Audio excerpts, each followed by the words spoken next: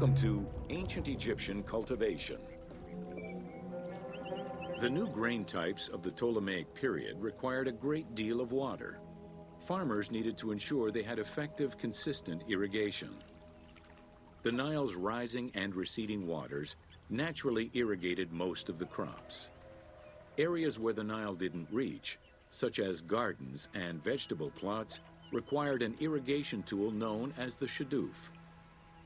The shadoof allowed easy transport of water from its source. It consisted of a tall wooden frame with a long pivoting pole and suspended bucket. The system could be raised and lowered with little effort.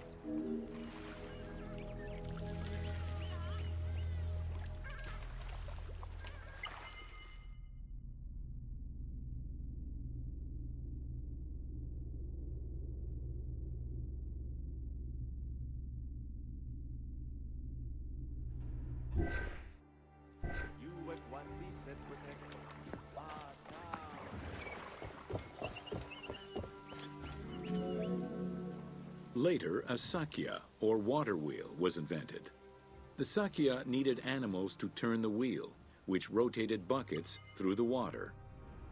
It drew the water to an elevation of 3.5 meters and enabled a great deal of control over the irrigation process.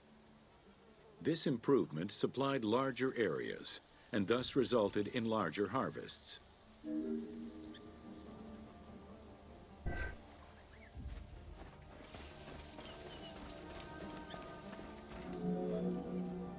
The threshing process separated the grain from its husk. Workers would spread the ears on clean ground. Oxen, cows, or donkeys were then guided back and forth to trample the grain. This continuous movement worked the grain loose while preventing the animals from eating it. Unwanted chaff and straw were swept away, or gathered and added to the mud used to make bricks, to make them stronger.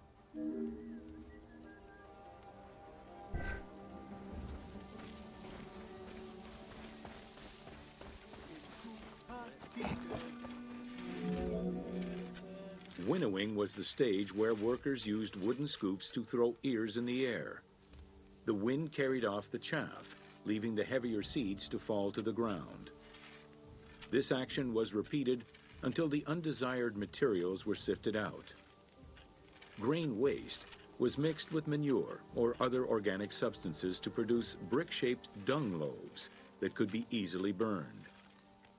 A standardized brick size enabled Egyptians to mass produce this byproduct and use it as a commodity.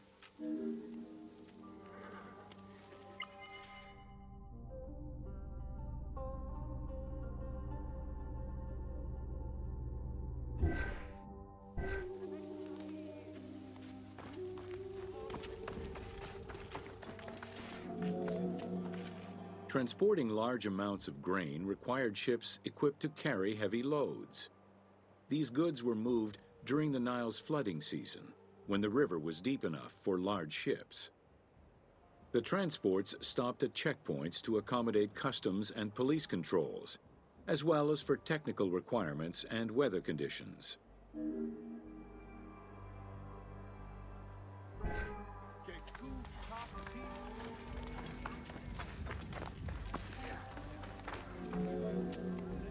Having reached Alexandria's inner harbor, the wheat was unloaded under the supervision of a civil servant in charge of wheat management. Portions were distributed to Alexandria's city market, and the remaining stockpile was either exported or stored in warehouses.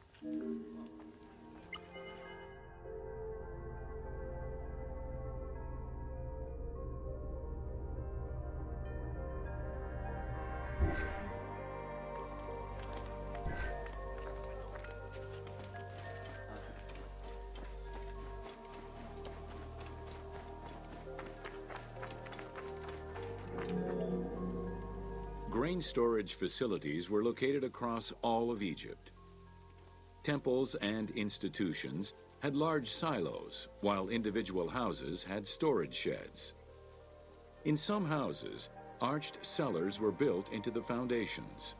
These watertight chambers were accessible from the ground floor through a trapdoor. Royal granaries acted as the storehouse and distribution centers and managed state payments to civil servants, soldiers, and the police.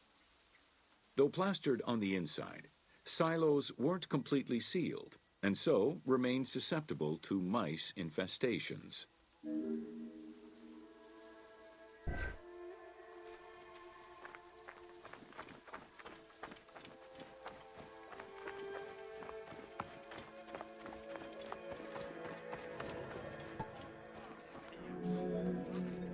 When the grain was ready for processing, it was poured into bowls and pounded into a coarse flour.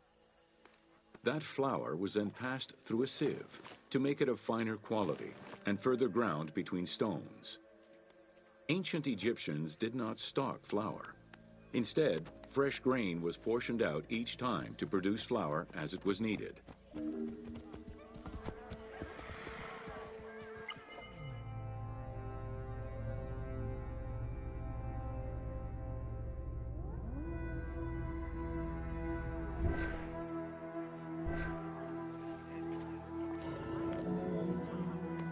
The sieves used by ancient Egyptians were unable to filter out sand and stones. Grit often passed into the flour, causing long-term tooth abrasions among all classes of Egyptians.